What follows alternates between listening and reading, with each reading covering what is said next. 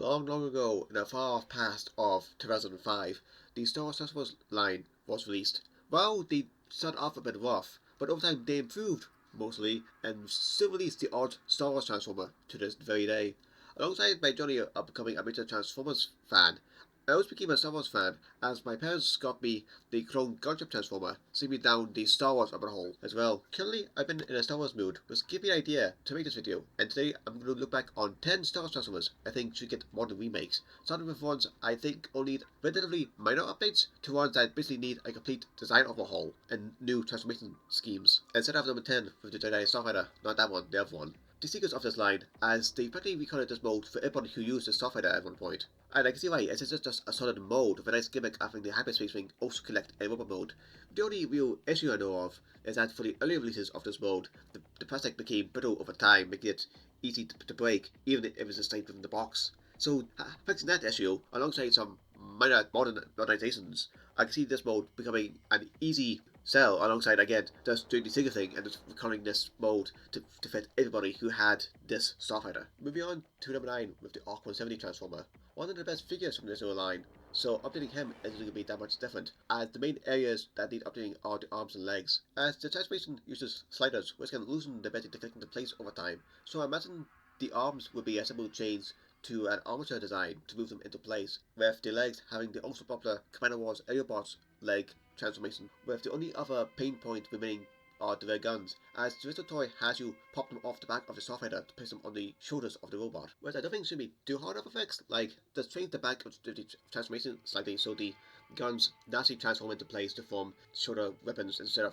having to pop them off and possibly having the ability to lose them. Think of it with clones at number 8 with 2% Cody. Although I think this toy is still decent even today, he even houses gimmicks in some of his views, as ones that rest on his shoulders house missiles, with one on his right hip housing a pistol, with one on his left hip holding what look like to be grenades. Overall, Cody's top half doesn't need much change other than being able to move the forearm wheels and better head articulation, as he can only look left and right.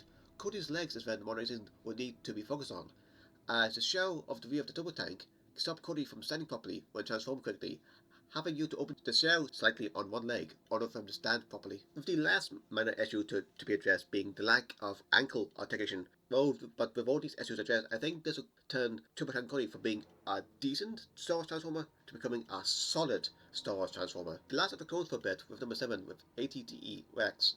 Like Cody, Rex has one issue holding him back, and that is the massive shell of ATTE on his back, as the rear of the walker forms his legs, with the central legs then forming the forearms, which is where the robot begins to fall apart, as Rex is the inverse of Cody of having good legs, but a bad torso and arms. As you can tell by the picture, Rex's arms are thin due to them being made of the outer shell of the walker instead of using more of it.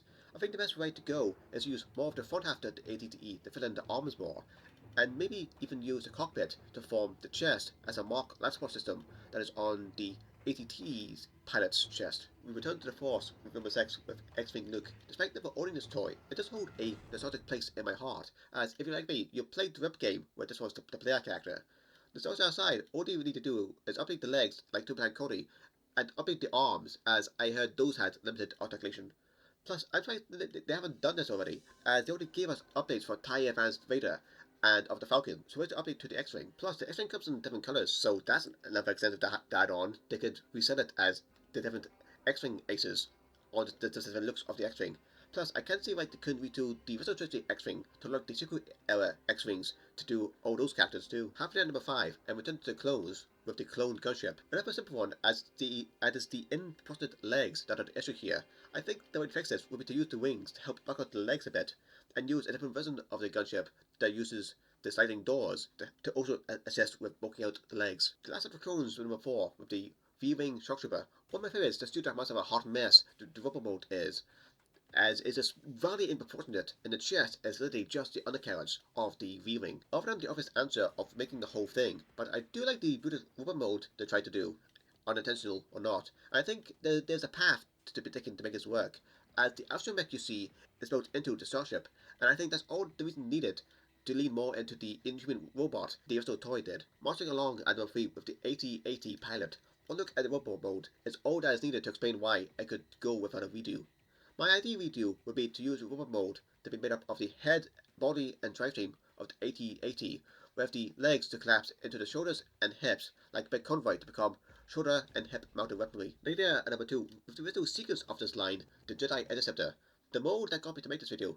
Despite the very egg proportions of the robot mode, they're still pretty fun, but definitely need a redo for the noodle arms. Like half of the rings make up the bulk of the arms, suiting some of the before the back like a cloak. And I can't see why, if they do this line and update the Jedi Starfighter mode, I can't see why they couldn't also include a gimmick where the hyperspace rings from those toys couldn't be used with these updated interceptors. Plus, the interceptors would just sell themselves again, as they could recolor them to fit all the Jedi to use these Starfighters, and also do the Sith interceptor version too. Finally here, number 1, with General Grievous, just in general, as the 2 main toys he got couldn't catch a break, as the wheel cycle looks cool, but it's GPS prone to break out of the box even at release. Then he later got another Transformer crossover based on his Starfighter, and he gains a major backpack that does nothing in robot mode. I took to the ended line with the core class, Lessons class size toy of Grievous. The fighters give us a sort of Transformer of him, and they worked in the form gimmick too. Like, seriously, if they ever do update Grievous, use this as a template, as, seriously, how did they make the smallest version of Grievous work as a Transformer? And with that, we're going to end this video. What do you think of my choices for figure updates? Is it anyone I'm missing? Or is there figures that don't need updates and are perfect as they are? But in any event, thank you for watching.